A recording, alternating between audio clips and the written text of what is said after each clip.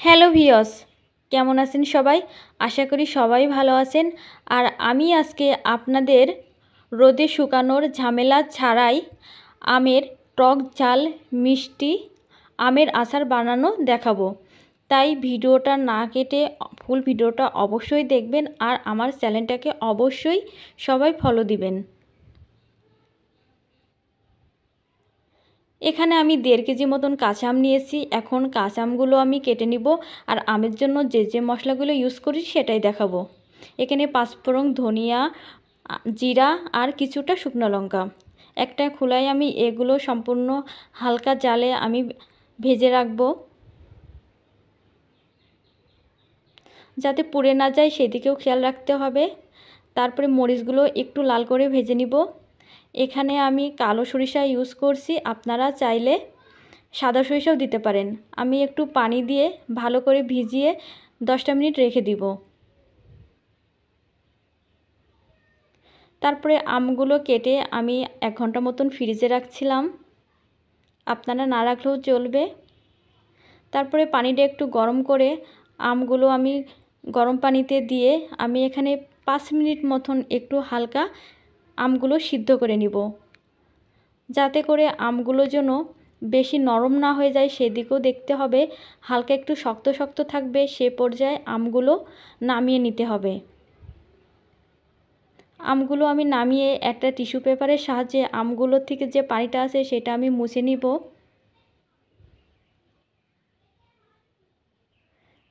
এখানে কড়াইতে সরিষার তেল দিয়ে একটু পাঁচফোড়ন আর গোটা চারেক শুকনো মরিচ দিয়ে হালকা একটু লাল করে ভেজে নিব।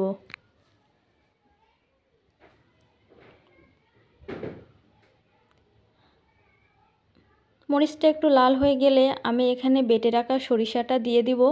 আর সরিষাটা বাটতে গেলে অবশ্যই আপনার ভিনেগারটা দিয়েই বাটবেন, আর সরিষার সাথে কোনো পানি দিবেন না। চেষ্টা করবেন যে সরিষার সাথে আপনারা ভিনেগার দিয়ে যেন বাটেন। ভালো করে কষানো হয়ে গেছে। এখানে আমি স্বাদ মতন একটু লবণ দিলাম, তারপরে একটু শুকনো মরিচের গুঁড়া, সামান্য একটু হলুদ দিয়ে আর একটু কিছুক্ষণ কষাবো।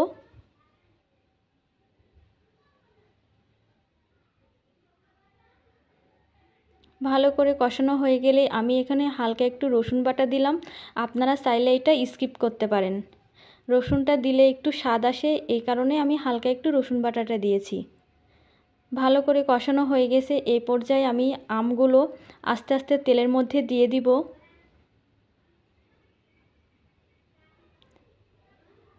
আমগুলো দিয়ে একটু মশলা আর তেলের সাথে একটু ভালোভাবে উল্টায় পাল্টায় দিব।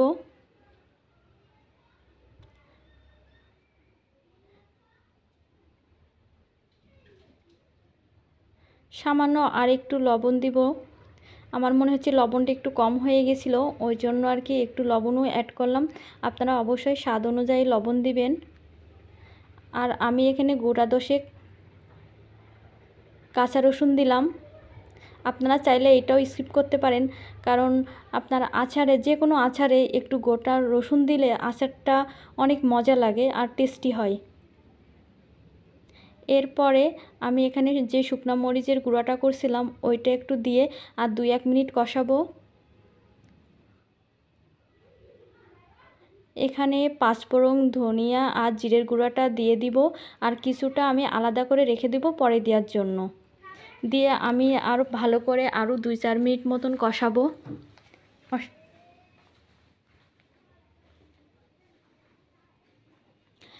এখন আস্তে আস্তে যতটা ভালো কষানো যায় সেটাই ভালো, কারণ বেশি জাল দিয়ে কষাইতে গেলে আপনার নিচের থেকে এঁটে যাবে।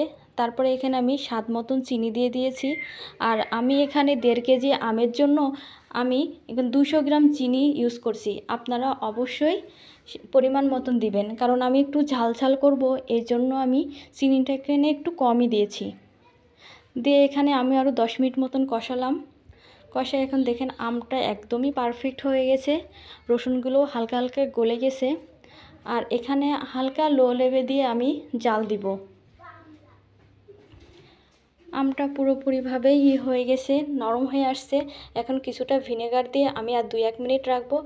আর আমি একটু ভিনেগার দিলে আপনারা এটা 1-1.5 বছর অনায়াসেই খাইতে পারবেন, কোনো কিছুর সমস্যা হবে না।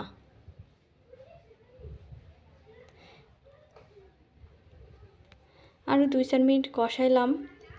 আর আমটা হলো আপনার, এই আমটা এখন খাইতে অতটা মজা লাগবে না, এখানে 1 সপ্তাহ পরে যখন চিনির সাথে আমটা পুরোপুরিভাবে বসে যাবে তখন এই আচারটা খাইতে আরও সুস্বাদু আর অনেক মজাদার লাগবে। দেখুন আমের আচারটা কত সুন্দর কালার আসছে, আর আমগুলো একদমই বেশি গলেও যায়নি আবার ভেঙেও যায়নি, একটু আস্তে আস্তে আছে। এই আচারগুলো আপনি খিচুড়ি হোক বা আলু ভর্তা হোক বা শুধু যে কোনোভাবেই আচারগুলো খাইতে পারবেন।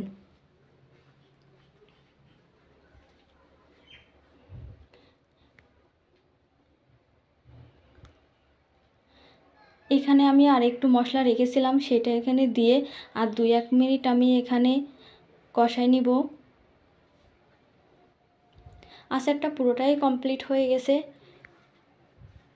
এখন আমি 2-1 দিন রোদে দিয়ে একটা কাঁচের বয়ামে ভরে রাখবো, অনায়াসেই আমি 1 বছর ধরে খাইতে পারবো, কোনো সমস্যাই হবে না। ভিডিওটা ভালো লাগলে অবশ্যই লাইক কমেন্ট শেয়ার দিয়ে পাশে থাকবেন, আর আমার চ্যানেলটাকে অবশ্যই সবাই ফলো দিতে ভুলবেন না। ধন্যবাদ সবাইকে।